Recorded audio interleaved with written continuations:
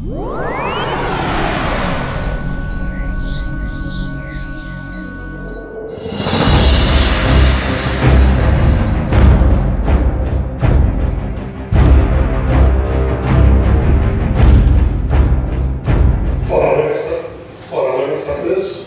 nombre de la Fundación Basierra, darles la bienvenida y agradecer vuestra presencia hoy aquí en este acto.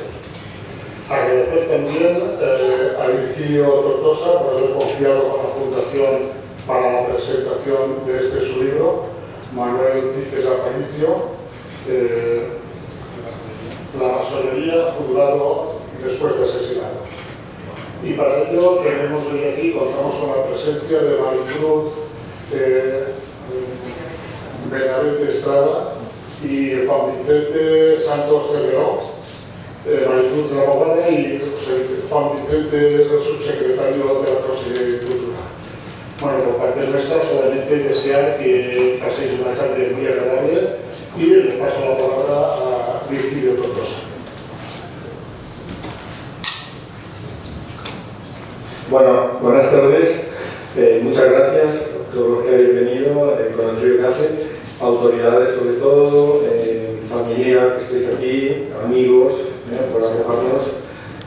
Bueno, todo esto, el origen es unos documentos que encontré a finales de 2017 en el Archivo Histórico de Salamanca, relativos a un expediente que se le abrió a nuestro paisano, el escritor Manuel Cícero Aparicio,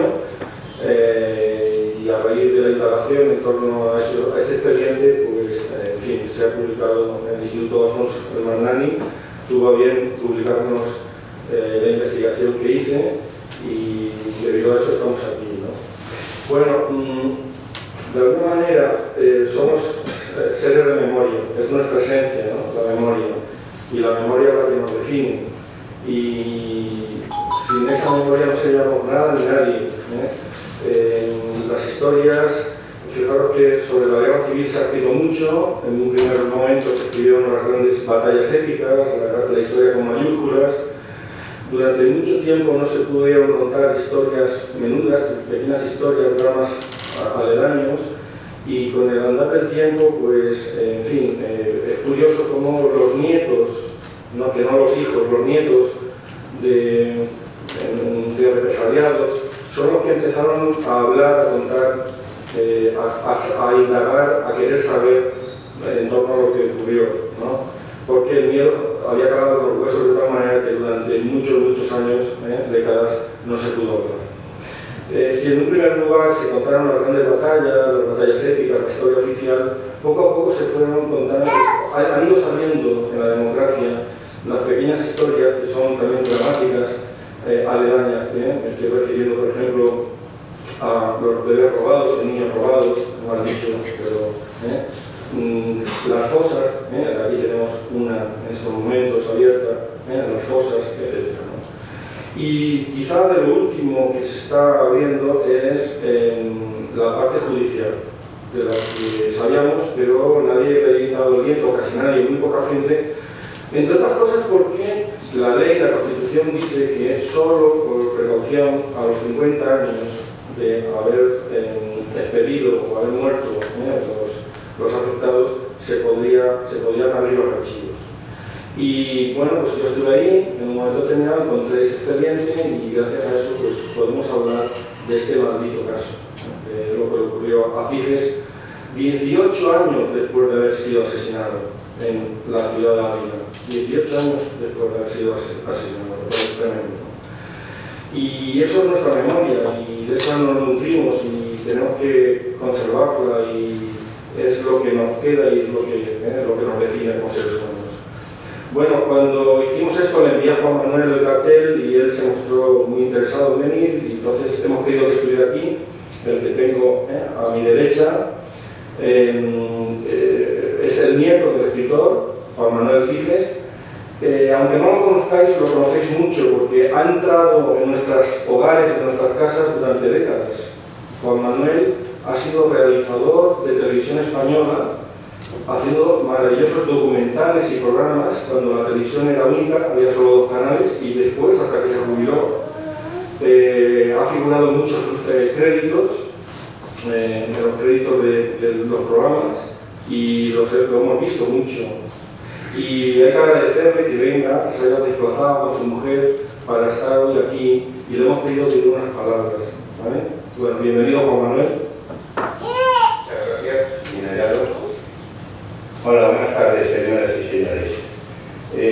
Agradezco infinitamente que me hayan permitido dirigirles unas palabras. No voy a extenderme demasiado, pues otras personas tienen que intervenir también. Estoy feliz por encontrarme una vez más en este bonito pueblo. Es la cuarta vez que estoy aquí. Las dos primeras ocasiones que estuve fueron por la colocación del monolito en memoria de mi abuelo y la instalación de la placa en una calle en nombre de él. La segunda vez fue por el homenaje titulado A Contracorriente en junio de 1998. La verdad es que hoy he estado dando un paseo por el pueblo, recordando pues, de otras ocasiones, viendo la casa donde nació y diversos lugares. La verdad que ha sido durante la mañana y parte de la tarde. Y la verdad es que me vienen recuerdos muy cariñosos. Estoy sorprendido y dolido de que al cabo de tantos años se le acuse de un proceso judicial de masón por parte del franquismo. Es triste que el que sacrificó su vida por este país se le acuse de esta barbaridad. Yo he enviado la documentación pertinente que deseo y espero le exonere de culpa. Por otra parte, me he personado en el cementerio y he visto el monolito erigido allí. La verdad que me ha gustado, es bonito y sencillo a la vez. En él se encuentran grabados los nombres de las personas asesinadas por el fascismo, entre ellas mi abuelo. En paz descansen todos los fallecidos, en dramáticas circunstancias. La verdad es que me ha emocionado y entristecido a la vez, porque acuden a mi mente imágenes horribles. Las guerras son todas crueles y despreciables. Por último, quiero dar las más expresivas gracias a don Cecilio Alonso, que agradezco de corazón sus trabajos en periódicos, revistas, prólogos en los diferentes libros de mi abuelo. Ha sido unos trabajos ímprobos, que todo mi respeto tiene y cariño para él. Por desgracia, no he podido estar presente. También quiero agradecer a don Virgilio Tortosa, aquí presente, sus muchos trabajos, en pro de la memoria de Manuel Ciges, para dar a conocer al gran público sus obras. No olvido a don Alfredo Barberán, que también se encuentra con nosotros. Pongo en valor su trabajo y esfuerzo en la Asociación Progresista Socialista de Enguera. Es encomiable su labor e interés y la ilusión que pone en todo. Doy las gracias a todos los presentes. Les deseo todo lo mejor. Muchas gracias.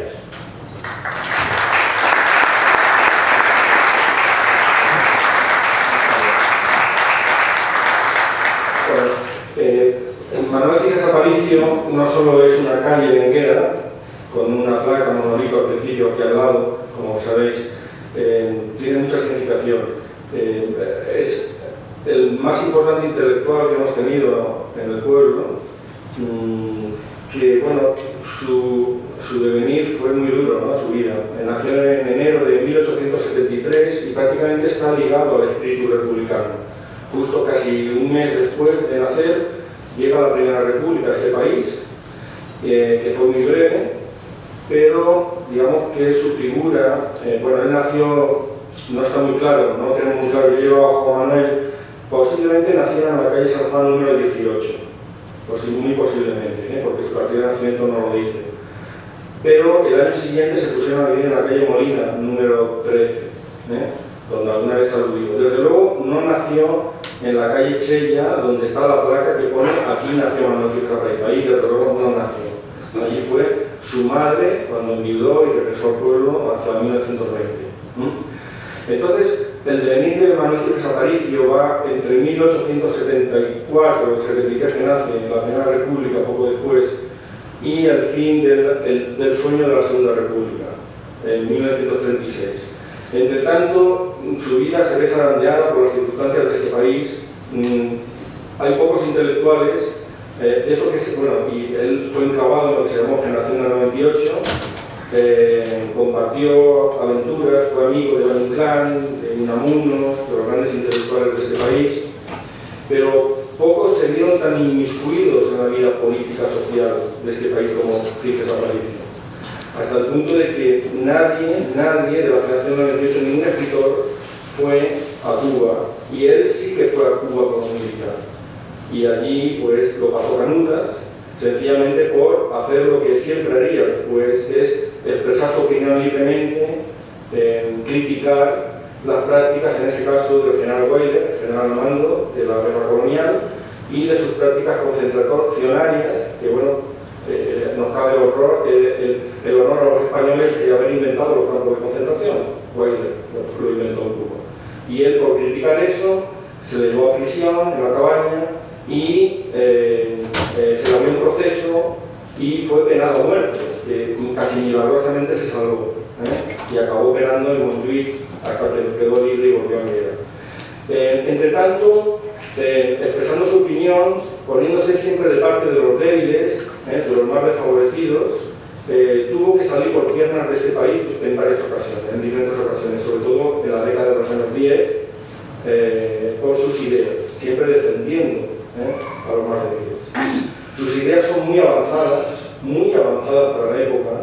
No podemos hablar de feminista, pero sí muy defensor de la igualdad de la mujer, muy demócrata, muy anticolonial, muy antimilitar.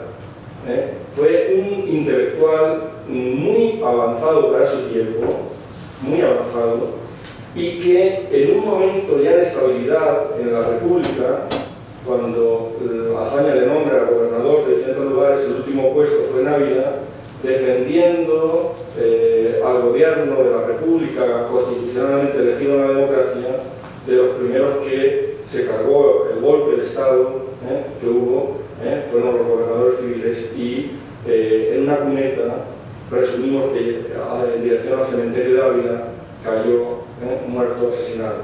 Y hoy, por desgracia, sigue estando, hoy, tantos años después, tantas décadas después, sigue estando desaparecido.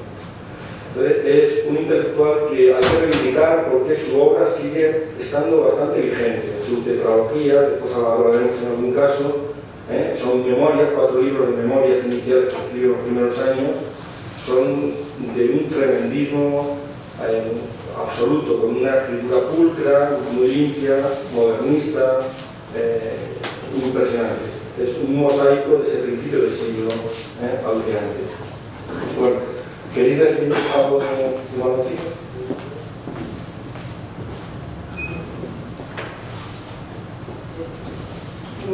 Bueno, buenas tardes a todos y muchas gracias por la invitación al acto, a Virgilio Tortosa en primer lugar, y a la Fundación Sierra Enguera y a los colaboradores de este acto. A la Fundación animarle a seguir con una magnífica labor de difusión de la cultura en el ámbito local, labor encomiable y que merece el apoyo de las instituciones y de todos cuantos puedan aportar algo a su desarrollo y promoción. Manifestar que, bueno, a mí me llama en su momento Virgilio y me llama como abogada por mi relación con el mundo jurídico, que también, por cierto, lo sienta Juan Vicente, porque antes de dedicarse a la política, como se está dedicando en la actualidad, pues reciente, y de hecho nos hemos juntado con los juzgados continuamente.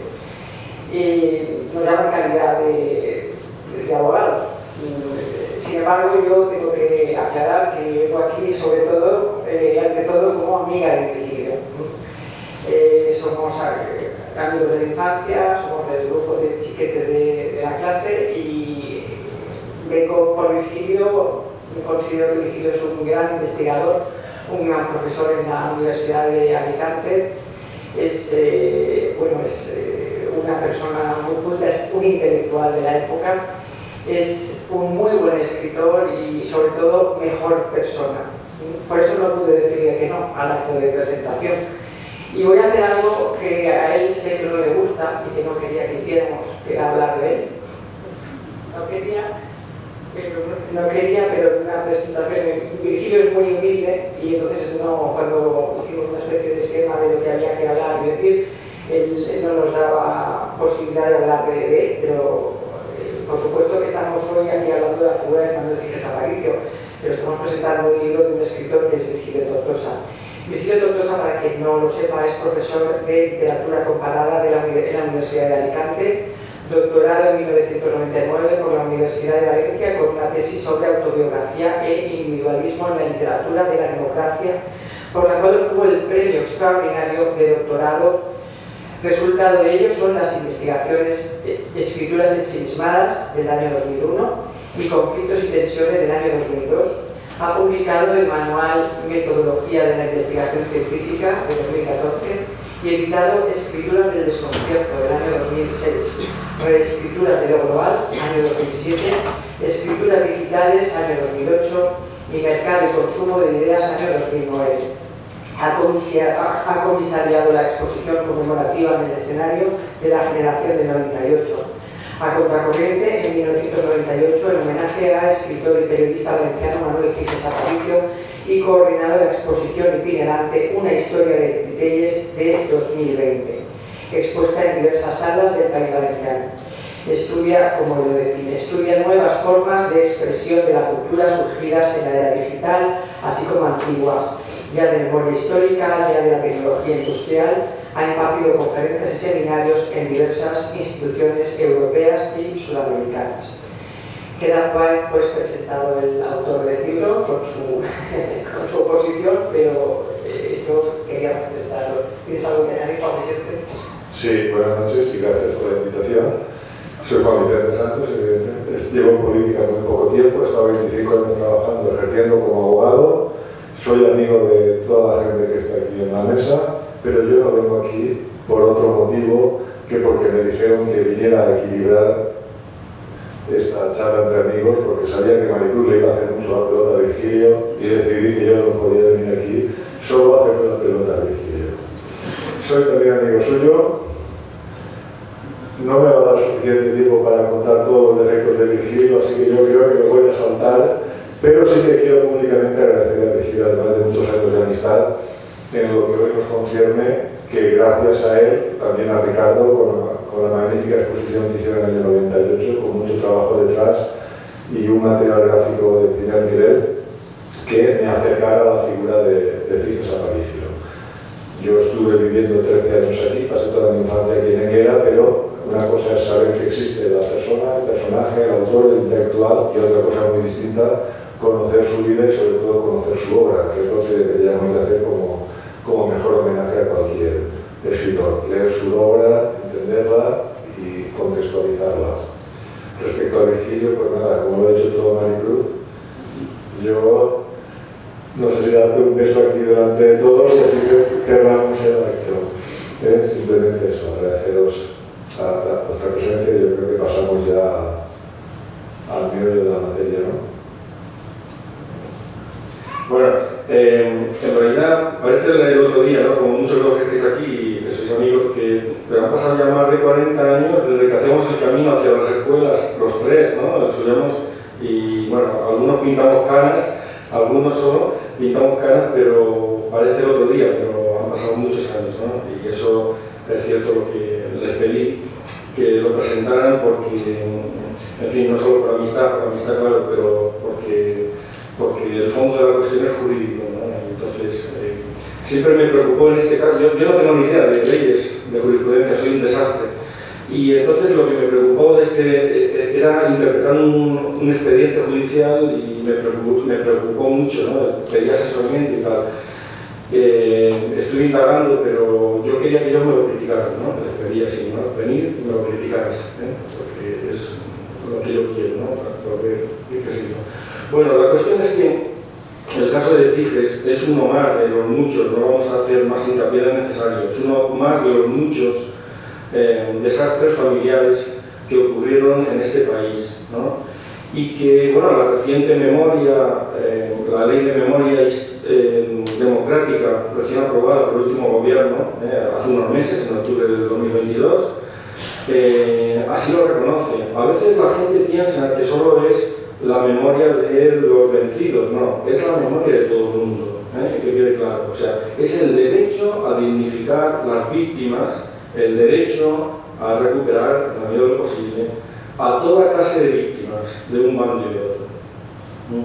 Entonces, bueno, de alguna manera el régimen no solo reprimió, por supuesto, con las armas en un momento determinado, sino que cuando acabaron las armas tuvo una oportunidad maravillosa de reconciliación entre españoles que no ocurrió, por desgracia. En 1939 acabaron las armas, pero empezó otra represión, que quizá igual o peor de terrible, una represión jurídica que, bueno, llevó en muchos casos a la cárcel, al asesinato, a la muerte, a penar, a la desposesión de propiedades, etc. De alguna manera se trató de tramar, de hacer todo un entramado jurídico para machacar todavía más a los vencidos. Entonces, en el año 40 se puso en marcha una ley de represión sobre la masonería y el comunismo, contra la masonería y el comunismo, que sorprendentemente, si Manuel Cines Aparicio había sido asesinado en 1936, al inicio de la guerra, pues en el año 44 se abre un expediente inusitado e increíble, en el que los mismos que lo habían asesinado empiezan a investigarlo por masón y comunista, cosa increíble, porque pudo haber sido de todo, pero menos de eso. Bueno, su trayectoria ideológica es también de las más, es impecable, porque él evoluciona dentro de la izquierda de una forma inmaculada, así como muchos cambian, por ejemplo, su cuñado Azorín, a la primera de cambio cambia, a un conservatismo muy palpable. Él empieza siendo muy joven, a principios del siglo, con un cierto anarquismo y va evolucionando hacia un republicanismo aglutinante en esos momentos, de intentar aglutinar la causa republicana para hacerla contra Alfonso XIII, y cuando se desengaña, que después hablaremos de esto, cuando se desengaña de ese republicanismo, se acerca hacia el PSOE de Pablo Iglesias, acabará escribiendo en El Socialista, en Vida Socialista, en órganos de izquierdas, y cuando se desengaña del PSOE, se va a acercar a la familia Gasset, de los Ortega y Gasset, propietarios de periódicos como el diario El Sol, donde va publicando, o Imparcial, y se acercará a un cierto liberalismo que le llevará a una experiencia inusitada, como es presentarse como diputado por Badajoz en el año 23, si no recuerdo mal, del cual sale trasquilado, porque el cacique del lugar se lo come, propio de la época. De tal manera que acabará escribiendo su experiencia, en una novela ficcionalizando su experiencia llamada El juez que perdió la conciencia, que lo publica en el año 25. Buena parte de su obra es autobiográfica, o mucha de ella. Bueno, entonces, de ahí sale también trasquilado del liberalismo y acaba militando o acercándose a la izquierda republicana, retomando el proyecto republicano que acabará culminando en la Segunda República. Y Azaña le encarga que monte una cabecera, un órgano de difusión de su propio partido, que se llamará Política, que es su director de política, y en contraprestación pues le dan el gobierno civil primero de Mallorca, después de Santander, después de Lugo y finalmente de Ávila, donde es asignado. Entonces es una trayectoria inmaculada dentro de su coherencia ideológica en la trayectoria de izquierdas. Y bueno, pues obviamente se trataba de perseguir, una vez acabada la guerra, en el año 44 se abre este expediente que decía, para de alguna manera, pues como tantos otros, Ahora hemos descubierto que esto no es una anomalía, son miles de expedientes, lo que pasa es que se le están hincando los dientes, se está descubriendo, son miles de expedientes de políticos, de intelectuales, de cargos de la República, que se les abrió este expediente. La mancha de, en fin, fue tachada la masonería como lo peor, el mal de la peste, se le tocó todos los males de la sociedad, y comunista. Pero él nunca fue comunista, nunca, nunca. Sin embargo, en un principio el expediente le acusa de comunismo también, aunque después se dan cuenta que no, etc.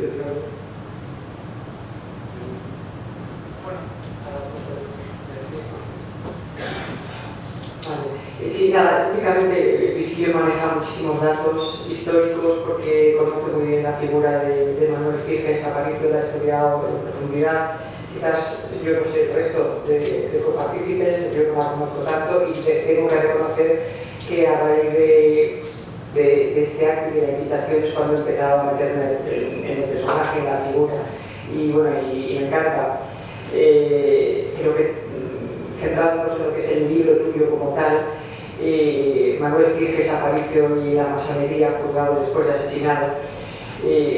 Pienso que para presentar un libro no hay mejor manera de hacerlo más que recomendando a todos los aquí presentes su lectura. A quien no lo haya hecho ya, no sé si hay gente que ya lo ha leído, gente que no, pero yo recomiendo encarecidamente la lectura del mismo. Virgilio como escritor tiene un don, que es el de decir muchas cosas con pocas letras. El libro engaña, es pequeño, pero muy intenso. Virgilio, con su versada pluma, es capaz de comentar en muy pocas líneas episodios y asuntos que darían cada párrafo del libro para un nuevo libro, para un libro más.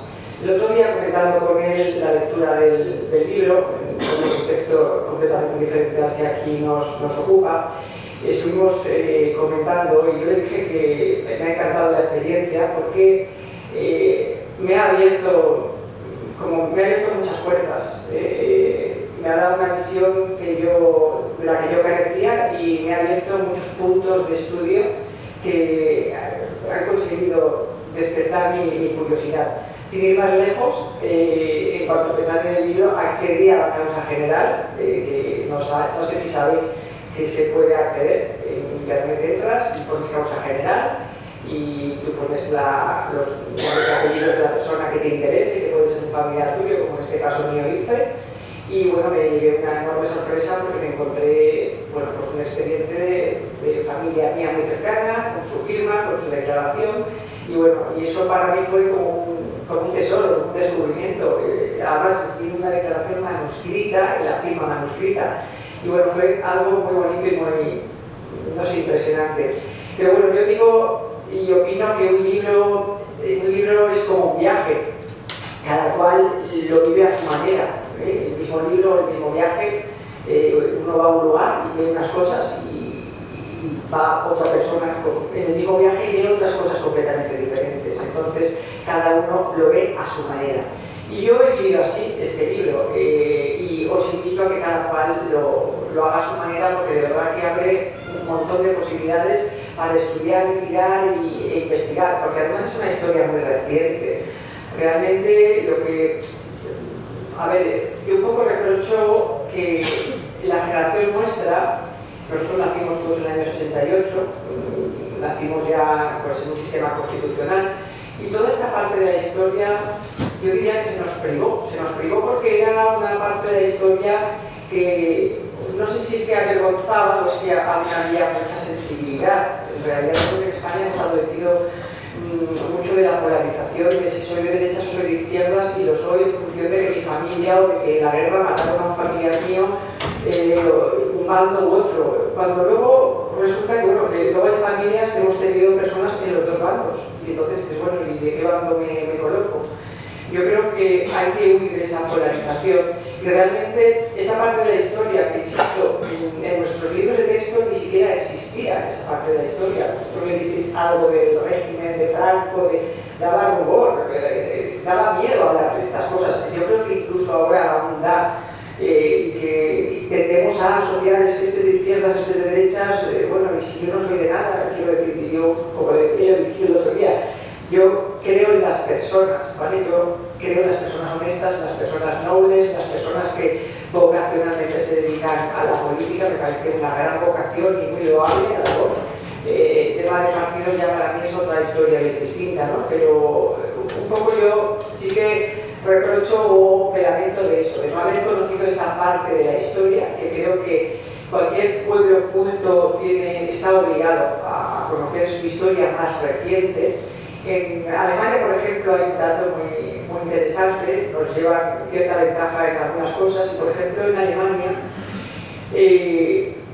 todas las mañanas en la televisión alemana se hacía referencia y se pasaban reportajes sobre la época nazi, sobre el Holocausto, la época del Holocausto, de tal manera que todos los alemanes fueran conscientes de las barbaridades y de las tropelías que se cometieron en el régimen. Y con esto era una forma de recordarle a los ciudadanos que en tiempos no tan lejanos, muy cercanos, se cometieron verdaderas barbaridades. Y esto en ciertos países, en lugar de ocultar, se les ha refrescado en la memoria. Yo creo que aquí en España hemos tenido en eso, hemos sido un poco torpes, o hemos sido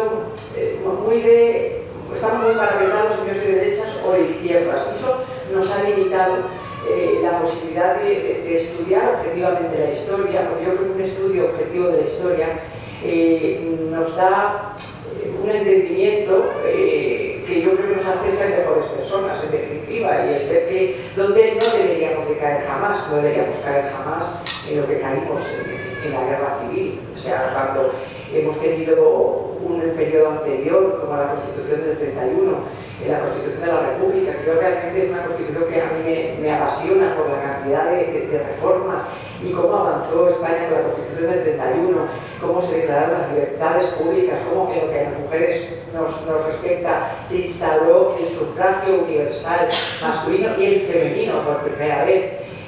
Luego fuimos para atrás las mujeres por la época de la dictadura, lógicamente.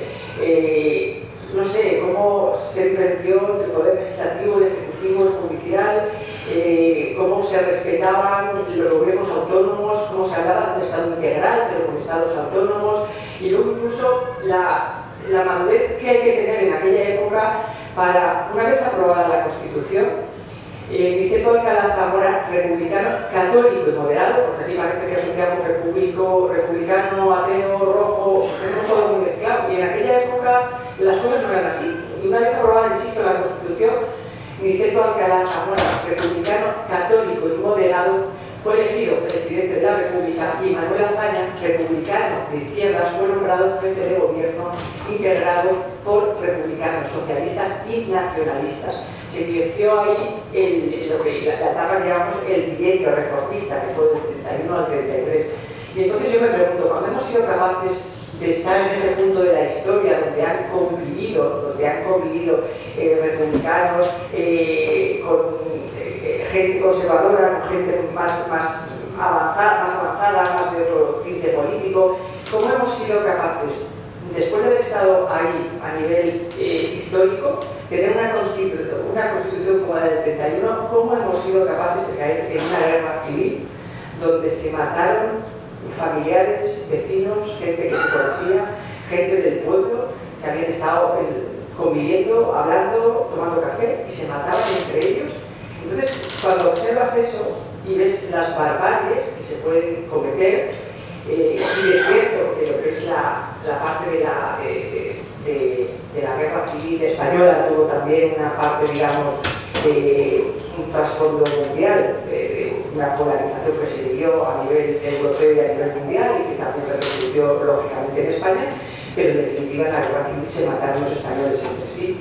Entonces, cuando ves esas barbaridades, dices, bueno, algo no hicimos bien. Yo también creo que algo no estamos haciendo bien en la actualidad, donde también entiendo que sigue existiendo mucha polarización. Lo sigo viendo igual, obviamente no con la misma intensidad y con la misma entidad, pero sí que opino que estamos demasiado polarizados, como he comentado a la entrada de la sala con Ricardo antes de empezar con este tema. Vamos a ver, la parte jurídica del libro, que supongo que tú vas a hablar de... Me ibas a cortar, vale, me va a cortar. Vale.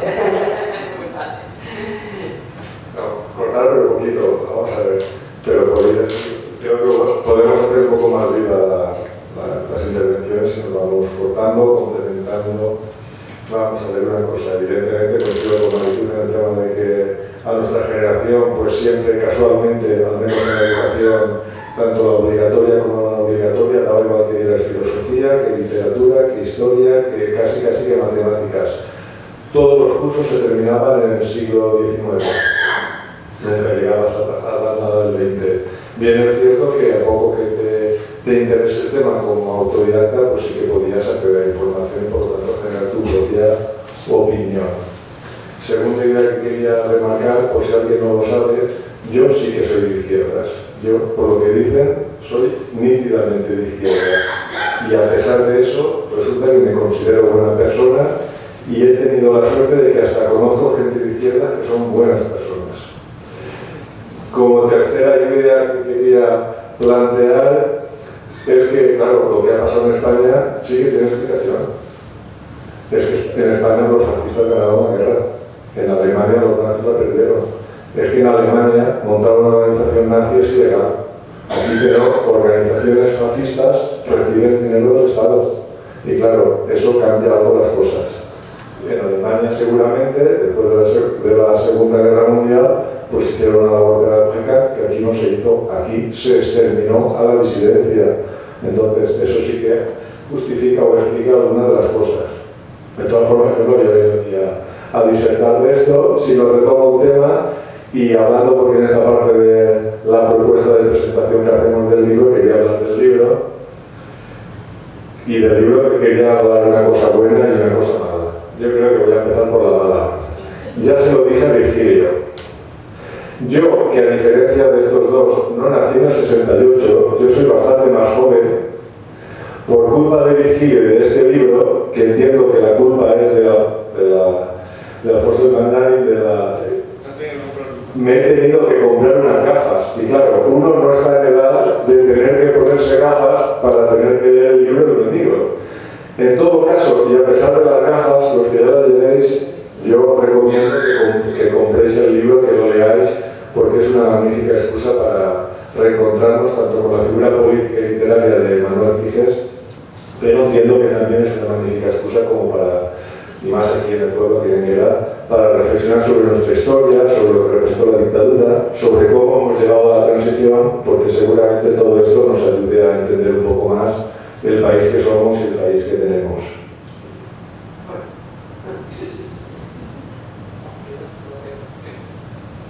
Bueno, en ningún momento he dicho que izquierda es mala y derecha es buena, ni que derecha es buena. Vale. A ver, respecto del libro, un poco Nos queremos mucho, ¿eh? Sí.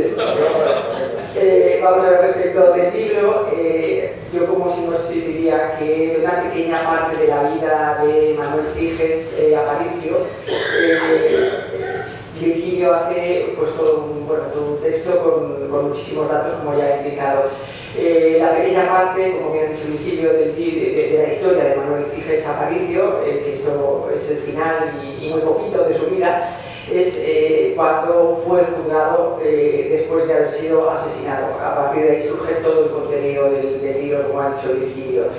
Y aquí entramos, digamos, en la parte jurídica sobre la que podemos hablar, ¿vale? Y aquí entramos en la ley del 1 de marzo de 1940 de la represión de la masonería y del comunismo y en la ley de responsabilidades políticas de febrero del año 39. Como todas las leyes, todas, no vamos a hacer aquí una necesidad de porque debe ser muy aburrido para cualquiera, ¿vale? Pero yo lo único que quiero manifestar respecto de estas dos leyes, luego si quieres tú entras con la memoria democrática o hablas también de estas dos leyes, es el contexto en el que se promulgan las leyes. Lógicamente hay que analizarlas en el contexto. ¿En qué contexto se promulgan estas leyes? ¿Vale? Estas leyes se promulgan en el franquismo. El franquismo se caracterizó por la represión permanente de cualquier oposición con el objetivo de castigar a quienes habían apoyado la causa republicana e impedir el surgimiento de nuevos movimientos opositores. Esto sí que ya se estudia en los libros de texto, ¿vale? Esto que estoy ahora diciendo está puesto en los libros de texto, no es cosecha mía, ¿vale? Y se estudia así. Lo que no ha cambiado es que tampoco llega nunca, se termina antes el curso que llegar al temario. Eso es Cierto. Siempre es verdad que no se llega al final de los libros de historia porque el tema no da tiempo y eso sí que es cierto. Pero bueno, también es verdad que esto ya no es el final de la historia, ¿vale? El final de la historia ahora es la democracia. Esto no es el final. Esto sí que era el final de la historia nuestra, pero ahora ya no.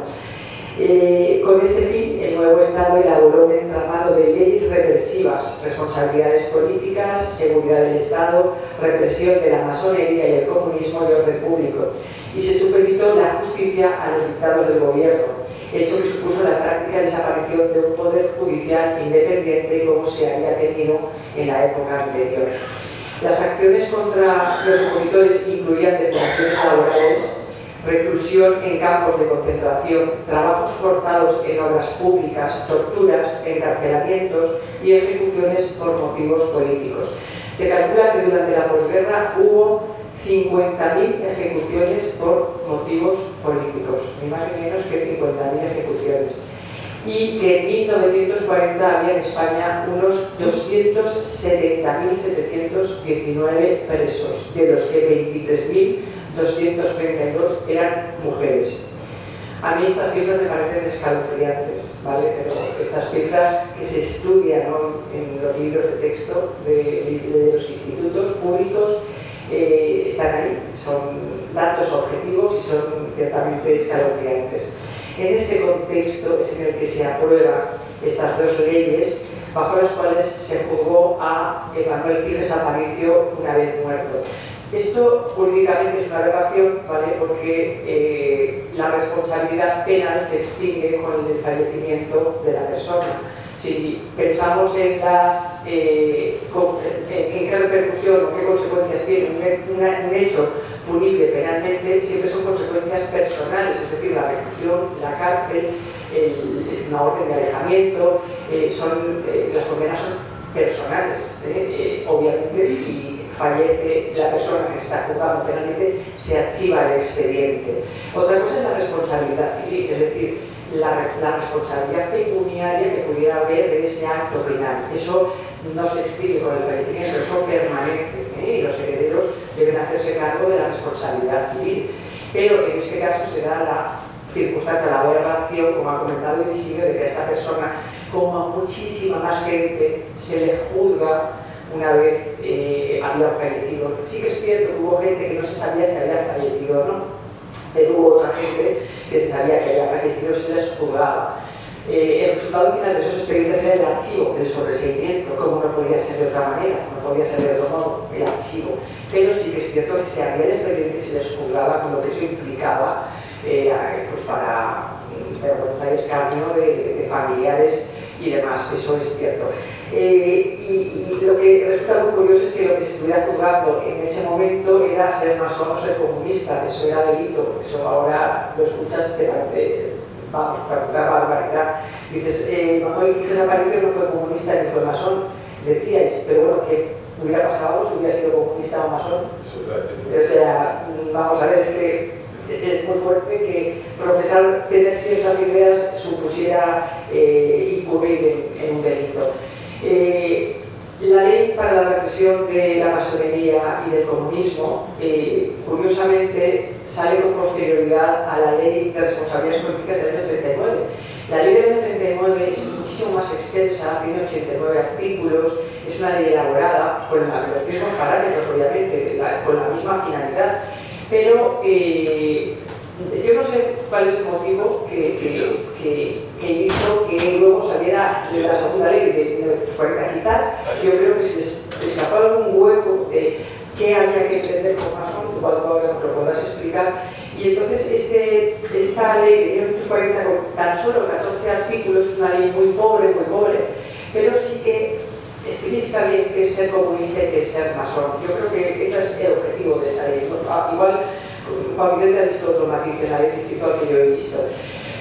La ley de responsabilidades políticas surge fundamentalmente, y también no nos olvidemos, por el tema material, es decir, todo régimen o toda sanción de tipo penal debe conllevar un expolio de patrimonio, ¿vale? Y fue la forma de legitimar el expolio de patrimonio de las personas que habían ayudado al régimen republicano y demás. Por eso surgió la ley de responsabilidades políticas, para poder expoliar todo el patrimonio. Una ley que habla de responsabilidades penales, pero no dice que los bienes tienen que ser confiscados, no es efectiva. Al final, a mí me lo dijeron cuando empezaba a ejercer la profesión y me costaba de creer porque era muy romántica. Hay algo, y no me lo creía, pero bueno, hay algo que todo el mundo entiende, que hay un lenguaje que es universal y todo el mundo lo entiende, que es el del dinero, el de la materia, el de los bienes, el del patrimonio. Pues parece ser que es así, y de hecho, pues eso, a los hechos me remito. Bueno, yo creo que he dado unas breves pinceladas de las leyes. Si queréis que comentemos algún punto en concreto me lo decís, pero yo ya doy por terminada mi intervención en la parte legal, que luego haya algo que aportar. Pues yo, si quieres, te lo estropeo. Vamos a ver, antes de entrar ya en las leyes en democracia, respecto a esto, hay que dejar claro algunas cosas que lo que hacen es que no estén claras. A ver si me explico. Comenta Maricruz, no sé si yo tendré algunos matices, es que es muy complicado dar matices cuando estamos hablando de un régimen que utilizaba tanto la brocha gorda. Vamos a ver, que en el mismo saco estén masones, anarquistas, socialistas, comunistas o independentistas, que ninguno de todos ellos seguramente tiene nada que ver con su vecino, y que automáticamente en el mismo saco, pues me imagino que con el vocabulario actual incluso les tilaríamos a todos ellos también de terroristas, ¿vale? Meter en el mismo saco cosas que no tienen nada que ver, pues la práctica es bastante complicado lo de los matices. Yo antes de hablar un poco sobre la masonería, lo que pasa es que me estoy encontrando con que se nos va a quedar la noche muy bonita. Yo tampoco soy masón, aunque bueno, voy a haceros una explicación, pero no parece que en la mesa tengamos a ningún representante del gremio. Vamos a ver, hay que insistir en que la maquinaria represiva del franquismo fue un sistemático genocidio con estudiada y científica eliminación de cualquier disidencia política. Y ello fue llevado a todos sus extremos, político, penal, físico, cultural, económico e incluso moral. Entre otras cosas, el escarnio de las familias, haciéndoles recaer que sí, que sus familiares fallecidos o asesinados directamente fueron delincuentes, y por tanto el escarnio de justificación del expolio económico, cultural, etcétera, porque estuviera justificado. ¿Vale? Es evidente, como ha avanzado también Maricruz, que no había ningún respeto a las normas o principios jurídicos, legales, pues ya no los democráticos como los entendemos ahora, sino ni siquiera a lo que en su época era razonable, porque el derecho penal existía, había unos principios, unas normas, etcétera, etcétera, que la propia ley se encarga de decir que no van a ser aplicables en estos casos. Eran medidas extremadamente crueles incluso para su época. Destacable resulta, pues, para entender la situación, por ejemplo, no solo ya el exilio, que se condena mucha gente, o las ejecuciones, quitando la vida, o la desposesión de las propiedades, sino, por ejemplo, voy a poneros algunas actuaciones de personajes que por sus apellidos igual los conocéis. El señor Antonio Vallejo Nájera, padre de un muy conocido y popular psicólogo y abuelo de dos muy conocidos personajes que salen hoy, todos los días los podemos ver en cualquier programa de televisión. No sé si alguien conoce a Colate Vallejo Nájera, el ex de Paulina Rubio, o a su hermana Samantha, la chef que sale en la tele. Bueno, pues este señor, su abuelo, que fue el primer catedrático numerario de psiquiatría que tuvo este país, tenía unas teorías muy concretas y muy, lo calificaremos de peculiares, para establecer, bajo una paraguas de pseudociencia, cómo se debía depurar cómo el régimen debía proceder a depurar. ¿Vale? Este señor le fue encargado la demostración de la inferioridad mental que tenían todas las personas con ideología marxista. En concreto, este señor, su bibliografía, como podemos remitir a ella, y sus investigaciones estaban encaminadas a demostrar que el marxismo es una enfermedad mental, que existe un gen rojo que había que encontrar, que ese gen rojo hacía enfermar a las personas y que lo mejor que podía pasar era que los rojos no pudieran tener hijos, o en el peor de los casos, si los tuvieran, separar a las madres de sus hijos. Este señor, evidentemente, fue una de las figuras clave de la represión franquista y, bueno, pues pasa la historia como el primer catedrático, pues nada, tenía ideas sobre cómo tenía que regular las relaciones entre los marxistas, la acreditación de esa inferioridad mental, etcétera, etcétera, etcétera. Evidentemente no vamos a entrar en el detalle de qué opinión tenía este señor sobre las mujeres y su inferioridad. Entonces, estos eran algunos de los parámetros en los que el régimen, y bajo el tamiz de los cuales el régimen luego aprobaba leyes para la persecución de estos sujetos que tenían un gen diferenciado del resto de españoles porque eran rojos.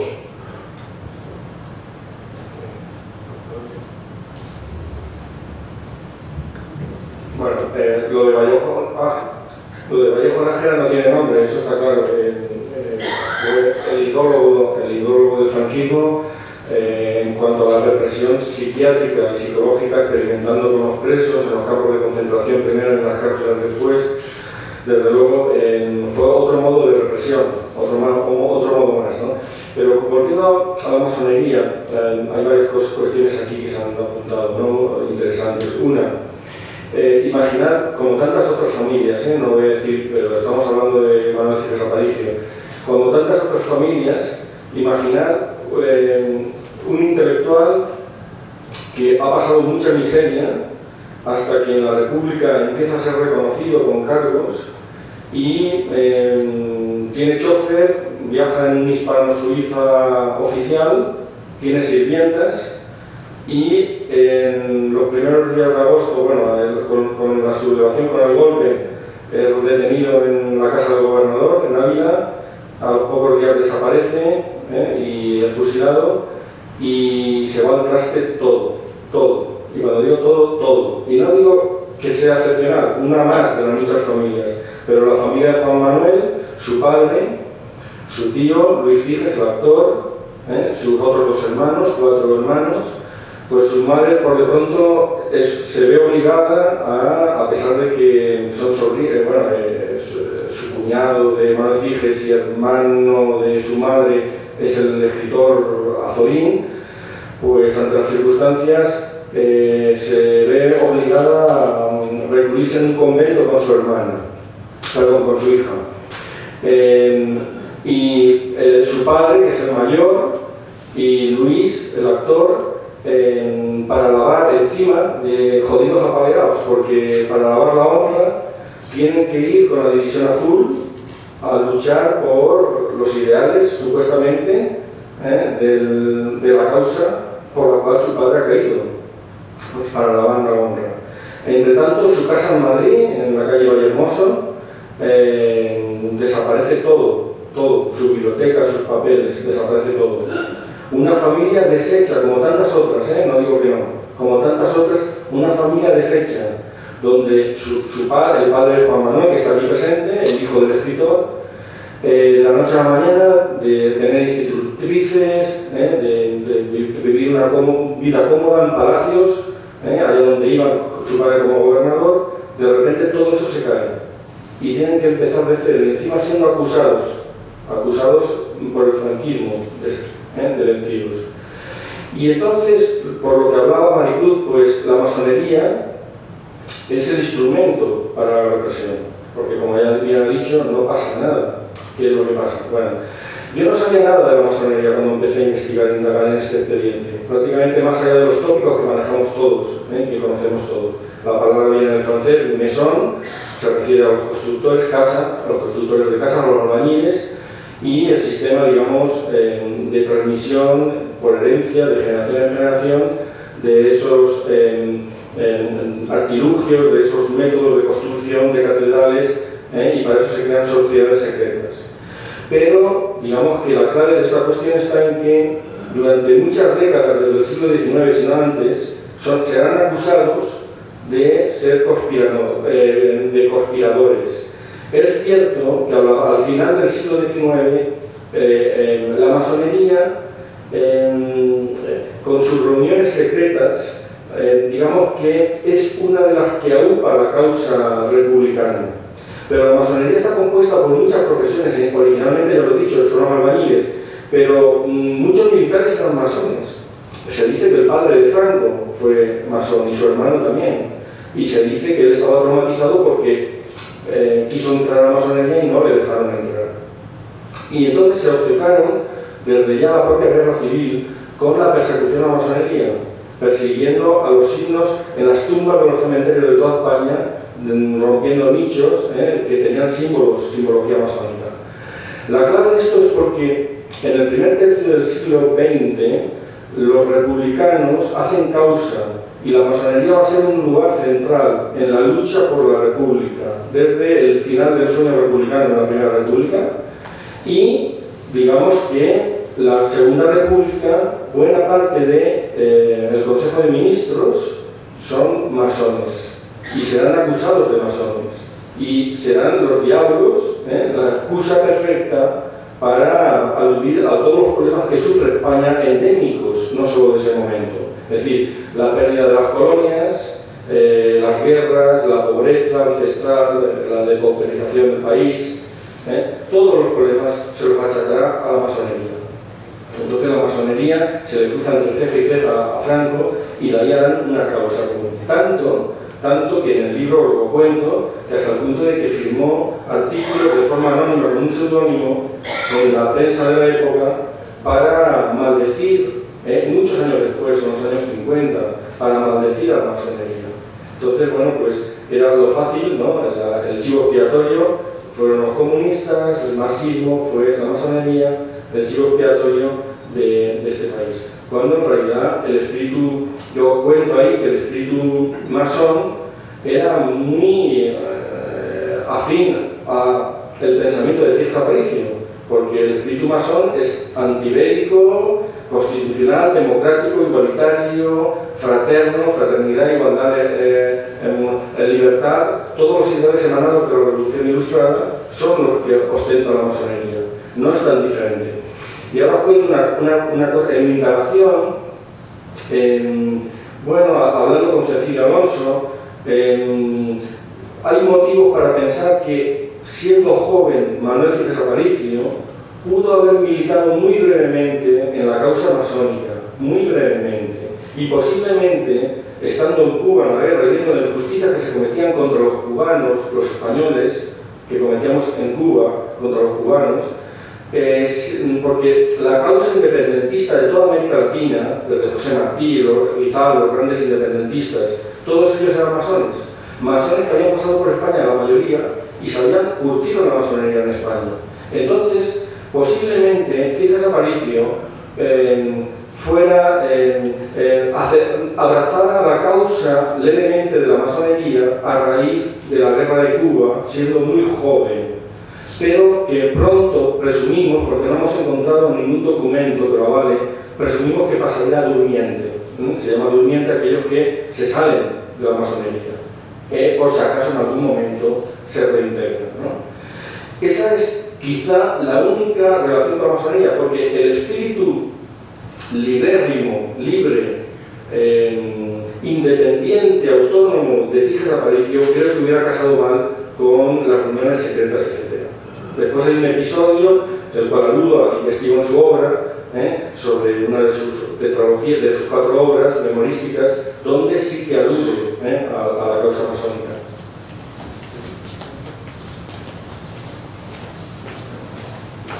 Sí, la idea que llevábamos era un poco explicaros por lo de Hernán Cruz que decía la ley que era un masón y explicar muy brevemente, muy sucintamente qué sería la masonería, los ideales masónicos o qué importancia tuvo la causa masónica en la República. Sí, nada, brevemente, respecto a la ley que hemos aludido con anterioridad, que era la ley sobre la represión de la masonería del comunismo, que os comentaba que es una ley muy breve y posterior a la de responsabilidades políticas. En su artículo 4 define, son masones, bueno, dice que es delito ser masón o ser comunista, en el artículo anterior. Dice, constituye figura de delito castigado conforme a las disposiciones de la presente ley el pertenecer a la masonería, al comunismo y demás sociedades clandestinas a que se refieren los artículos siguientes. En el artículo 4 indica, son masones todos los que han ingresado en la masonería y no han sido expulsados o no se han dado de baja de la misma, o no han roto explícitamente toda relación con ella, y no dejan de serlo aquellos a quienes la secta ha concedido su autorización, anuencia o conformidad, bajo cualquier forma o expediente, para aparentar alejamiento de la misma. A los efectos de esta ley se consideran comunistas los inductores, dirigentes y activos colaboradores de la tarea o propaganda soviética, trotskistas, anarquistas o similares. Bueno, aquí el totum revolutum del que previamente hablamos. Respecto a la masonería, Juan Vicente nos podrá ilustrar quizás mejor. Yo únicamente apunto respecto a la posible pertenencia de Manuel Esquiges Aparicio o su mínima relación que pudo tener con la masonería. Yo sí que una de las cosas que mi curiosidad me ha llevado a raíz de leer tu libro ha sido empezar a leer también el libro de Manuel Esquiges, del libro de la decadencia del periódico y de la política. Y en la parte última del libro, no lo he leído entero, pero sí que es cierto que en la parte final del libro hay unas páginas donde habla de la masonería y parece que sí que ha tenido contacto con el movimiento. Se deduce que, aunque sea de forma tangencial, por lo menos lo ha conocido o ha estado con personas pertenecientes a la masonería. Y yo, con independencia de que, como previamente he dicho, yo no sé dónde está el delito de la masonería, porque yo creo que precisamente los principios que invoca la masonería o los que se apoyan, que son los que muy bien ha nombrado Virgilio, yo creo que son del agrado, deberían de ser del agrado de todo el mundo, ¿no? En verdad, los principios de igualdad, fraternidad, conocimiento del individuo, mejora de la sociedad a través de la cultura y del conocimiento, en fin, todo esto yo creo que son todos valores positivos. Me cuesta entender que esto se tipifique como delito. Entiendo que es puro altruismo. También es cierto que el hecho de haber sido una asociación secreta pues le concede un punto como de sectario. El tema de la simbología que ha utilizado, porque se basa en mucha simbología también, parece que se pudiera estar hablando de todo esto, pero yo creo que en realidad ha sido la masonería, sin haber profundizado en ella, yo creo que ha sido un movimiento que,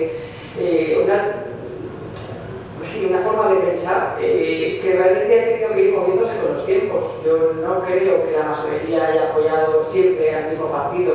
Yo creo que si realmente hablamos de los principios generales y universales, la masonería habrá tenido que ir colocándose en el lugar político donde más cercanos estaban a sus ideales. Por eso no lo concibo como algo afín al comunismo, afín a la república, no, creo que es algo que está como por encima de hecho, vamos a ver, el tema del anticlericismo, de ir contra la Iglesia, tampoco en realidad lo que dice la masonería es, bueno, lo que es la religión forma parte del foro interno de cada cual, ¿vale? Ser masón se puede ser religioso o no ser religioso, o ser ateo, porque realmente la religión es algo que cada cual es algo muy íntimo, cada cual la practica o la practica, pero no tiene nada que ver con pertenecer o no a la masonería. A mí el movimiento de la masonería como algo a estudiar me parece muy interesante. Le comentaba a Virgilio que yo este verano estuve en Portugal, en Sintra, y allí está la finca Ragalaida, le llaman, que es, por lo visto, no lo sabía, fui a parar allí por casualidad con la autocaravana. O sea, no fue un viaje organizado para ir a visitar esto, pero caímos allí por casualidad y fue muy interesante porque es el centro donde, por lo visto, se iniciaban los ritos para el comienzo de la pertenencia a la agrupación. Y bueno, me resultó muy interesante. He indagado también un poco, esto ya en plan Google, y bueno, también existe la masonería hoy día femenina, una de las logias y demás, y bueno, los principios que propugnan a mí me parecen cuanto menos muy interesantes y muy acordes a un país democrático y donde se vive en libertad. Pues como habíamos dicho, voy a intentar introducir algunos elementos para la definición de lo que es la masonería y también qué impacto tuvo, qué importancia tuvo en la causa republicana. Yo, a raíz del comentario que ha hecho Virgilio, solo me viene a la cabeza que se nos hubiera quedado muy bonita la dictadura y el traje si Franco hubiera sido masón. Porque vamos a ver cómo está comentando Maricruz, realmente los principios que ha venido defendiendo a través de los siglos es básicamente lo que entendemos integrado en cualquier democracia liberal occidental. No dice nada del otro mundo tampoco para rasgarse vestiduras.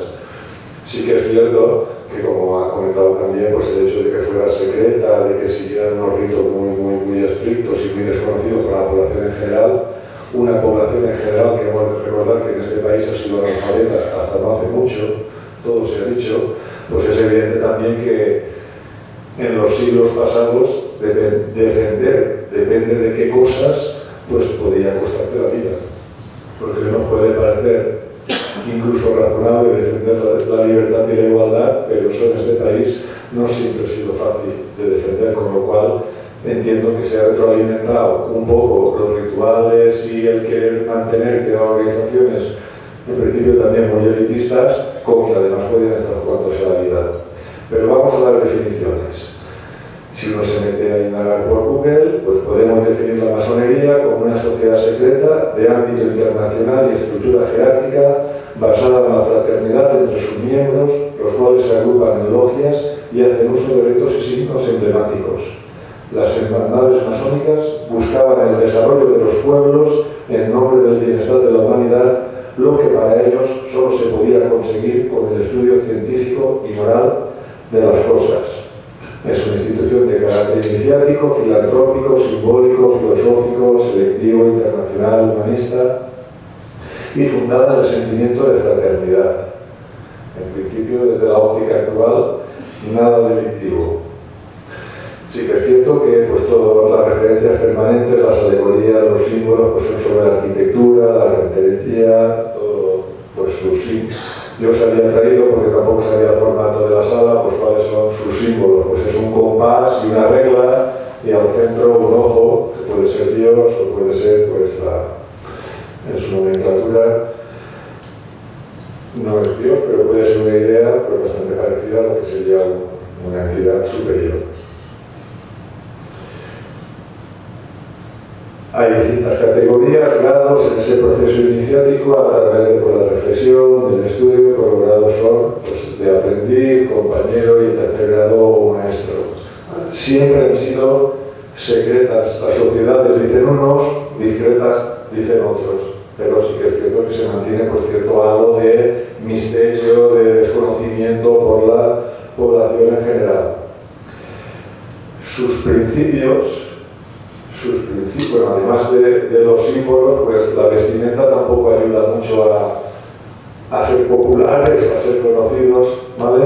En principio, sus principios históricamente, independientemente de cuál fuera la logia o pues por países, también se organizan con distintos matices, pues son sus principios la libertad, la igualdad, la fraternidad, la libertad de la persona y los grupos humanos, igualdad de derechos y obligaciones sin distinción de religión, raza, sexo o nacionalidad, la fraternidad entre todos los hombres y entre todos los pueblos, etcétera, etcétera. Básicamente es una institución esencialmente filosófica, filantrópica, que, pues, como hemos dicho, pues, propone la investigación de la verdad, la perfección del individuo y el progreso de la humanidad. Entonces, estos son los principios que en una perspectiva más actual pues, pueden parecer razonables o probablemente la mayoría integrados, y evidentemente la masonería, entre otras cosas, recogía no solo el respeto a la religión y a las distintas creencias religiosas, lo que las circunscribía al ámbito privado de las personas, por lo tanto no estaban porque hubieran estados religiosos o confesionales, y eso pues lógicamente generaba problemas en muchos países, también en la España de la época. Pero sus principios básicamente han ido integrando diferentes líneas de pensamiento y se han ido recogiendo en muchas constituciones, desde la francesa originaria de la Revolución, pero también la Constitución americana o muchas constituciones de América Latina. Claro, esto hizo que pues, muchos principios en muchos estados, también en Europa, pues fueran más permeables, más transversales, más aceptados por la sociedad. Pues cosas muy elementales como materia de educación, igualdad de derechos o aproximación de igualdad de derechos entre hombres y mujeres, la separación clara y nítida entre el Estado y la Iglesia, etcétera, etcétera, etcétera. Pero claro, en nuestro país nos encontramos con que durante un siglo y medio que otros países de nuestro continente y de otros continentes aprovecharon para hacer constituciones y para avanzar en sus sociedades, nosotros seguíamos estando a principios del siglo pasado prácticamente en el antiguo régimen, con lo cual defender la separación entre Iglesia y Estado te convertía en anticlerical. Plantear la igualdad de todas las personas te convertía en comunista. Plantear la libertad de los pueblos y que España pudiera ser federal te alineaba con los independentistas, con lo cual entrabas en una serie de parámetros que, pues lógicamente se acusaba a la masonería, pero más que por la propia masonería, yo entiendo también que era por las circunstancias de la época que España no había integrado ninguno de todos estos conceptos. Lógicamente, en la Segunda República, pues los masones celebraron con entusiasmo el advenimiento de la Segunda República, porque lógicamente, pues como ha dicho Manicur, si no se lee la Constitución, que hoy no ve o no llega a entender por qué durante tantas décadas la Constitución de la República era poco menos que el demonio que venía a comerse a los niños, ¿vale? Entonces, la masonería sí que es cierto que tuvo impacto en la República, la República, pero yo soy de los que se alinea a la posición de que no fue tanta. Tenemos masones en el Consejo de Ministros, tenemos muchos diputados, pero tenemos muchos funcionarios de alto rango, incluso militares, como ha comentado Virgilio, pero son de muchas fuerzas políticas distintas, desde católicos que podían ser de izquierda, pero tranquilamente podían ser de derechas, republicanos convencidos, gente claramente de izquierdas, Partido Socialista, también los partidos en los territorios Cataluña, Navarra, País Vasco, etc. Entonces, eran de un espectro muy amplio, porque la masonería ni te obligaba ni te conducía directamente a una única línea de pensamiento y por lo tanto a una única línea o una única asociación política con la que te pudieras identificar. Hubo muchos masones en las Cortes Constituyentes, pero cada uno dentro de estos parámetros básicos de defender la igualdad, la libertad de pensamiento, de conciencia, de expresión, de asociación, de libertad religiosa, de pluralismo, de la concepción democrática y de la participación de la población en los asuntos políticos, y sobre todo los partidos políticos de todo el espectro político español, o casi todos, lo recogen hoy. Podrían ser masones de derecha, de centro, de izquierda, liberales, conservadores, pero en aquella época pues no estaba tan claro, con lo cual se focalizaba más para un espectro político concreto, pero no hay constancia de que los masones actuaran como tal grupo organizado dentro de las Cortes Constituyentes de la República. Cada uno pues defendía los intereses de su partido y las posiciones de su partido, más allá de que esos principios transversales pues los definieran. ¿Qué pasó con la masonería? ¿Por qué se gana la enemistad? ¿Por qué se gana la enemistad? Ya hemos visto las leyes que luego se desarrollan, la persecución que sufren, etcétera, etcétera. Pues básicamente porque esto de decir que nuestros principios son la igualdad, la libertad de pensamiento, de conciencia, de expresión, la libertad religiosa y el pluralismo político, que así dicho desde esta tribuna queda muy bonito, cuando te lo pones a aplicar en la España de la época, pues resulta más confuso. Porque ¿qué hacemos con la Iglesia Católica del siglo pasado, con la implicación que tenía dentro del Estado, con la confesionalidad del mismo, con la influencia que tenía en materia no solo religiosa, sino en materia educativa, en materia de participación incluso política, la redefinición de las leyes, etcétera, etcétera? Claro, plantear la separación entre Estado y Iglesia, pues lógicamente esto pues no era muy bien recibido. De hecho, a poco que uno lea la bibliografía o a poco que uno indague por Google puede ver con qué ferocidad, desde el papado hasta las instancias nacionales de la alta jerarquía eclesiástica española, pues se atacaba con qué violencia a la masonería. Por encima, ampliamente por encima del comunismo, del anarquismo, etcétera, etcétera. Entonces, es un poco la reflexión. La masonería influyó, pero influyó dentro de ese contexto de que los principios que recogía, los principios republicanos, lógicamente casaban bien con los principios de la masonería, pero como casan bien si no se lee la Constitución francesa o la Constitución de Estados Unidos de hace más de 200 años. Perfectamente podría decir que es una Constitución masona, por decirlo de alguna forma, con lo cual es como decir mucho, pero como no decir nada.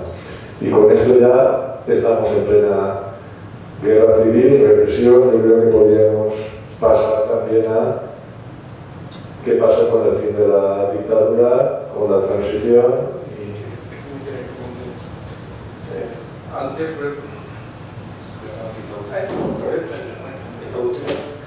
bueno, brevemente, agua que estamos como del trasvase, sí. Ya sabéis, el próximo día que venga Juan Vicente traer tomates, porque es el responsable de agricultura.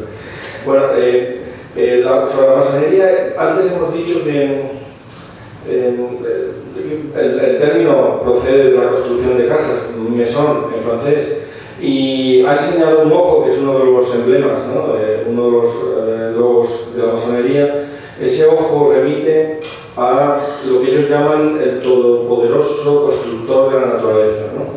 Ellos no hablan de Dios, hablan del todopoderoso constructor de la naturaleza. Claro, no es raro así que la Iglesia mirara de reojo a los masones que se reunían en secreto y que se les venían recubiertos desde el pasado con un cierto halo de conspiración, ¿no? Y en realidad allí se recluyeron buena parte de los republicanos dolidos de la Primera República, conspirando, pero allí había hasta militares, como ha dicho Juan Vicente, de todos los rangos ideológicos, no solo de la izquierda, conspirando. Y bueno, y volviendo a Ciges Aparicio, muy brevemente os sitúo, es apasionante lo que concierne a la masonería en la obra de Ciges. Y en Enguera entra en contacto con los círculos intelectuales de Valencia y con Blasco Ibáñez y empieza a escribir en el diario El Pueblo de Blasco Ibáñez, que tenía mucho arraigo en Valencia. Y de allí, recomendado, va a Madrid y comienza a escribir en la cabecera del País, que no tiene nada que ver con el País actual, una cabecera del principio del siglo que se llamaba así, y que era progresista, y allí empieza a ganar fama de ser, bueno, en fin, allí se curte como periodista a costa de mucho trabajo, sacrificio, de cubrir, él lo cuenta muy bien en La decadencia, el libro del periodismo. Por cierto, es un libro que ahora no sé, pero durante muchos años en la Facultad de Periodismo de Valencia era un libro obligatorio para los alumnos y los estudiantes, este libro era obligatorio. Y entonces allí se curte como periodista a costa de ver escenas lamentables de periodistas borrachos, malvividores. Él cubre todos los puestos y se hace un nombre. Publica muy pronto de cautiverio, que son sus estremecedoras memorias de la experiencia como prisionero en la cabaña por Weyler, y eso le reporta una cierta fama en la literatura española, que es alabado por la crítica y por sus compañeros escritores. Y en Zaragoza van a montar una cabecera de periódico, porque los periódicos, si hoy lo es, en aquella época todavía más, los periódicos estaban muy al servicio directo de la política. Y montan una cabecera que se llamará El Progreso, que invitan a Ciges Aparicio a dirigirla. El Manuel Sitges se recorrió toda España, digo yo, ¿no? Pues estuvo en Baleares, Santander, en Zaragoza. Sí, sí. Ese hombre estuvo por toda España, ¿no? Sí, sí, sí. Marruecos con la guerra. Allá donde hay un berenjenal, él estaba allí. Estaba allí, pero... Sí, sí, sí. Por ejemplo, los vencedores y los vencidos son ensayos, bueno, en realidad son artículos de periódico que acabó publicando como libro, sí, respectivamente sobre las huelgas, por ejemplo, la de Río Tinto, no sé si alguien ha estado, pero es impresionante ese paisaje, una mina a cielo abierto, y hubo un conflicto muy fuerte con la empresa minera, que era de origen inglés, y bueno, los mineros estuvieron en huelga durante mucho tiempo. Para eso hacía falta una economía, digamos, de guerra, porque ponían cada cual lo que podían para aguantar la embestida, ¿no?, de los empresarios que los maltrataban, digamos, con muchas horas bajo tierra. Y él, allá que se fue, por ejemplo, ¿no? Y de ahí hizo una serie de reportajes maravillosos que acabó publicándolo en formato libro. Ahora no me acuerdo si Los vencedores o Los vencidos, perdonad, pero son maravillosos, ¿no? Y yo he estado allí y cuando vas es impresionante, haber visto. Él cuenta cómo va a pie incluso, desde que, bueno, en fin, el último tren donde lo deja, cómo llega a Río Tinto, que está alejado en la montaña, y allí va a contar los modos de vida de la gente. Hará lo mismo con Almadén, las minas de Almadén, en Ciudad Real, hará lo mismo. O, por ejemplo, en la guerra de Marruecos, también se va a Marruecos, pide a su director de periódico que le deje ir para percibir en primera persona la guerra y escribir directamente de la guerra, y no se corta un duro, habla muy claro y critica las prácticas coloniales de los resquicios últimos del Imperio Español, siempre sin pelos en la lengua y con una claridad meridiana, y nunca al servicio. Es un intelectual íntegro, pero cuando digo íntegro, de los pocos intelectuales del primer tercio del siglo XX, íntegro, que nunca se vende a ninguna causa, nunca transige, nunca. Por eso, como un PLN, la realidad le dio de bruces de forma continua. Y estuvo también en Santander, también con conflictos, o sea, allá donde había conflictos, él estaba allí, sí, desde luego.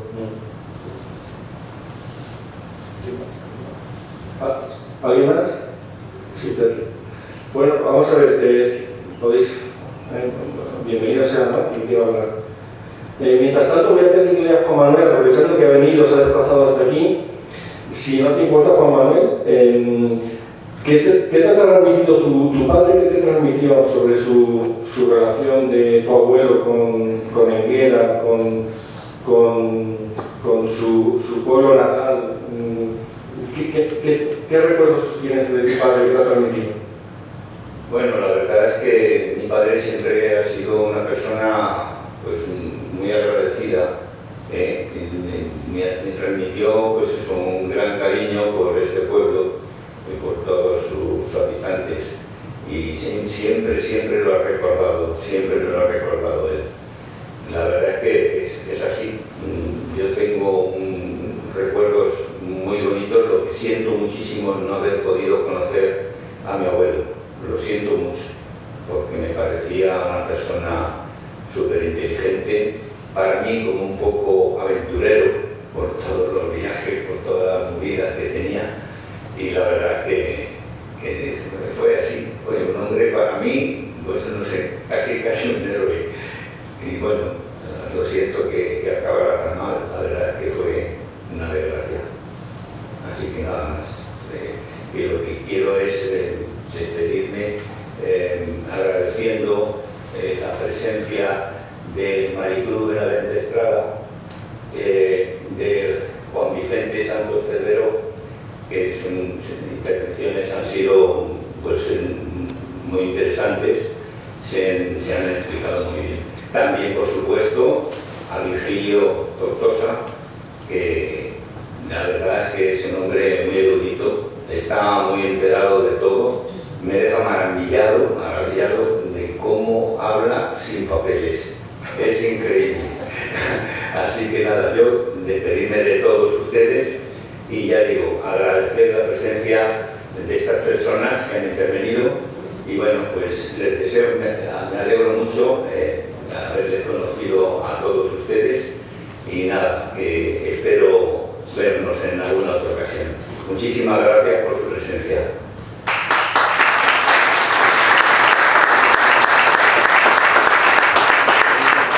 ¿Alguien quiere preguntar, decir algo? Venga, José, Frías. Venga, sabemos que tú te... Me apasiona el tema, realmente me apasiona. Pero yo, más que por la idea de... Yo quería saber, digo eso, José Manuel, la relación que venía en su... O sea, ¿qué es lo que decía su padre? Pero en alguna oportunidad él ha dejado estilos, pero a nivel familiar, a nivel amigo, la relación familiar ha sido de la... de ahí que ¿ha habido alguna relación, alguna referencia? La verdad es que lo que siempre me contó mi padre fueron pues, no sé, maravillas del pueblo, del entorno. Y bueno, pues él siempre fue, la verdad que fue un hombre muy erudito, y vivió de verdad con muchísimo dolor la muerte de su padre, y eso me lo contó en diversas ocasiones, todos los padecimientos que tuvo la familia, que se vinieron a menos con la guerra, les quitaron todas sus posesiones y cayeron en desgracia. A mi abuela tuvieron que, posteriormente a salir del convento, tuvieron que, ya cuando era mayor, ingresarla en una residencia, y aquello fue muy triste. Yo era muy pequeño, pero sigo teniendo la única persona con la que tuve un trato, y fue hasta los 16 años de mi vida, que fue cuando ella falleció. Y mi abuela, pues la verdad que tengo unos recuerdos maravillosos. Yo me siento en el alma de no haber conocido a mi abuelo. Eso lo he llevado siempre conmigo con mucha pena y mucho dolor. Así que... Bueno, es curioso porque Manuel Ciges Aparicio, él lo recalaba cuando venía en Guera, recalaba en la plaza de Piedradita Ciges, en la casa de Piedradita Ciges, en la plaza de la Fuente, al lado del pasaje, justo la casa que hay al lado del pasaje. Y Piedad, que lo hemos conocido todos, su padre era José Ciges Aparicio, compartían el apellido, eran íntimos, eran primos hermanos íntimos. Y cuando Ciges Aparicio venía en Guera, venía a su casa, recalaba en su casa. Y claro, a ver, dos cosas. Una, Ciges Aparicio conoce a su abuela porque Piedad, la madre de Piedad, procede de Monóvar. Y en algún verano que va a Monóvar, allí conoce a Consuelo Martínez Ruiz, la hermana de Azorín. Ellos como intelectuales se conocían, ¿no? De hecho, ahí, bueno, en fin, se cuenta que cuando por carta su hermano Amancio le cuenta a Azorín que su hermana Consuelo se ha ennoviado con Manuel Ciges Aparicio, se llevó las manos a la cabeza, ¿no? Como diciendo, ay, mal vamos, por ahí mal vamos, ¿no? Porque era el polo opuesto. Entonces, si no recuerdo mal, se casan en 1917, y a partir de ahí, claro, los Martínez Ruiz, la familia de Azorín, son asentados en Monóvar. Tenían una finca en la partida de las Salinas, y a partir de ese momento prácticamente los veranos los pasa allí, en Monóvar, en la finca familiar. Pero hasta ese momento prácticamente han venido a Enguera de forma extemporánea, quiero decir, en diferentes momentos del año. Pero, por lo que tú dices, Frías, nos ha dejado el mejor regalo que se puede dejar, que es una obra maravillosa que alude directamente a Enguera y al paisaje enguerino y a los personajes de Enguera. Sobre todo, especialmente con dos obras. Una es de 1905, llamada El Vicario, que retrata la situación, bueno, en fin, la vicaría, el cura, una situación de crisis existencial y religiosa. Cecilio Alonso dice que es antecedente nada menos que de San Manuel Bonomártir, de Unamuno, muchos años después lo escribirá. Él dice que basándose en esta obra, nada menos. Y por otra parte, una obra de realismo social maravilloso que se llama Los Caimanes, que se inspira en el famoso Malaveta, que era viajante de la empresa Los Cabot, que después será Piquerenos y Marín. Se inspira en este personaje que de la nada hace un imperio textil y que, bueno, que presumimos que hoy tenía la industria en lo que es el Hotel Westin de Valencia, nada menos. Y que este personaje le inspira para hacer Los Caimanes. Y entonces creo yo que es el mejor regalo que puede dejar un pueblo. Veréis que retrata en esas novelas, retrata especialmente el vicario, bueno, retrata la Cruz de Piedra, que hoy es otra, retrata el castillo, el paisaje enguerino está muy bien reflejado, bastante bien. Y hace un rato le contaba que hay un relato breve estupendo, que eso no lo recopiló Cecilio, que lo hemos encontrado después, llamado La Viuda. Y en La Viuda retrata de unos jóvenes novenzanos, que se llaman aquí, que se casan y celebran, bueno, como antes no era típico el viaje y todo eso, los viajes como hoy. Entonces, en su esposorio, pues coge la escopeta de caza y marchan al castillo y describe el camino que hoy le ha llevado hasta el barranco de la residencia, el camino de ascenso hacia el castillo, retrata todo ese paisaje. Y cuando están arriba, le hace a ella mirar a lo lejos y dice, era un día claro y se ve el mar. O sea, es una descripción absoluta de Enguera. Yo creo que ese es el mejor legado que puede dejar un escritor, ¿no? Retratar el paisaje y el paisaje. Era un enamorado de Enguera. ¿Alguna cosa más? Bueno, vamos a ver, el Vicario lo editó Cecilio, si no me falla la memoria, hacia el año 99, poco después de la exposición que hicimos en el año 98 aquí, y yo creo que puede estar en Alfonso Magnani, precisamente está publicado, la editorial Alfonso Magnani, no sé si el señor que está detrás como representante te puede decir si se puede encontrar. Después se publicó, no hace mucho tiempo, que está vigente y se puede comprar, del Periódico de la Política, que es un maravilloso texto sobre el aprendizaje periodístico y la intelectualidad española, ¿no? Os puedo decir que en inglés se tradujo, al inglés se tradujo no hace muchos años del cautiverio, que son sus memorias impresionantes en el presidio de la cabaña. Está traducido al inglés. Ya yo como investigador he encontrado una traducción al checo de, ahora no recuerdo, una novela de él, no recuerdo qué novela, pero vigentes hay, por desgracia, muy pocas. Sí que se encuentran en librerías de segunda mano, en internet se pueden encontrar fácilmente sus libros. Y sobre todo, lo recomendable es ese que lleva Maricruz, que se publicó en el año 85 por el Instituto Juan Gil-Albert, y en el año 86 la Consellería editó el resto de sus novelas. Eso no es muy difícil encontrarlo en librerías de segunda mano. Y es un ejercicio maravilloso de contextualización histórica de la España del momento. En concreto, estas dos novelas, Los Caimanes y El Vicario, que están radiografían una sociedad como la enguerina a principios del siglo, se pueden encontrar, si no la última edición que hizo Cecilio hace unos años, por lo menos en segunda mano se pueden encontrar fácilmente. Sí, bueno, a ver, yo lo leí, no sé, con 13, 14 años por primera vez, gracias a la edición que había aquí en la biblioteca. Supongo que seguirá están sus obras completas, que yo sepa.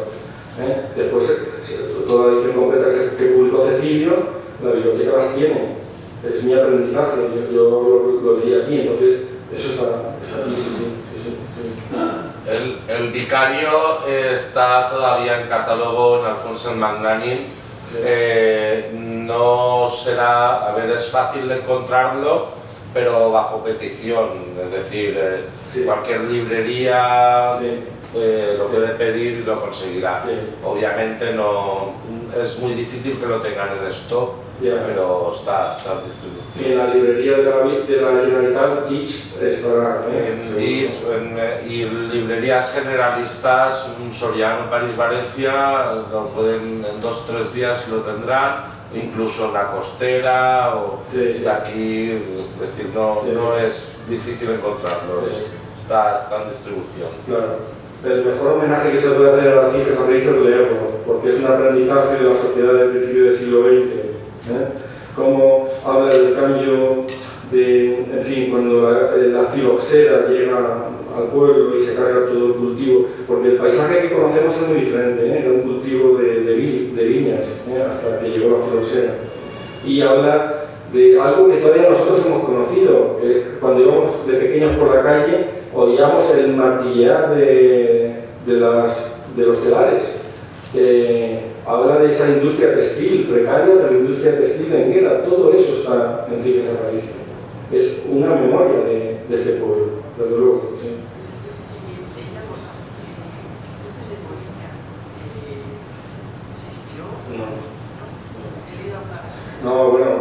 Giges participó de ese movimiento de la Bohemia a principios del siglo, fue muy amigo de Valle Inclán.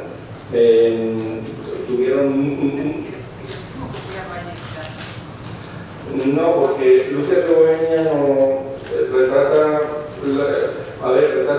a un bohemio escritor por el Madrid del principio del siglo, el Madrid de los Austria, y que agoniza, mientras que en su deambular, y no... El único que encuentro más cercano es Circe, y el poeta, también una novela estupenda, pero que se inspira en París. Yo no encuentro... Sí que... Pues a mí no encuentro ningún antecedente, pero sí que Cecilio dice que San Manuel Buenomarte, que es una gran novela, dice que se inspira en el Vicario, que está ubicado aquí, que es un contexto totalmente de Enguera, el Vicario. Bueno, muchas gracias por vuestra paciencia y ahí aguantando que estáis. Bueno, yo tengo que dar las gracias a la fundación que ha auspiciado, la Fundación La Sierra, que bueno, su obra es maravillosa, increíble. Habría que hacerle 4 homenajes a ese señor llamado Pepe Cerrá, porque está rescatando la cultura enguerina como nunca había ocurrido, ¿no? Gracias a él. Gracias que lo ha auspiciado este acto, y tengo que agradecerle a mis amigos, Maricruz y Juan Vicente, que se hayan brindado a este abogado, ¿no? De presentarme este pequeño ensayo de forma estupenda, ¿no? Y bueno, pues yo creo que somos producto de los maestros, aquí hay algún maestro, somos producto de los maestros que tuvimos, ahí fuera he visto un maravilloso maestro que tuvimos, y una sociedad sin maestro normal. Y yo creo que somos resultado de unos cuantos maestros que tuvimos allá arriba en las escuelas y que nos inculcaron pues una conciencia social por la cual estamos aquí. Muchas gracias. Buenas tardes.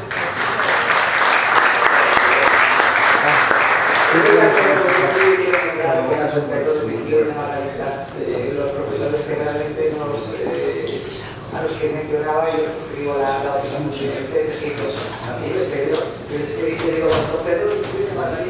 Lo que veis en esta mesa es el producto de hijos de buena gente y de hijos de la escuela pública, que en otras épocas no se pudo disfrutar de esta calidad de personas.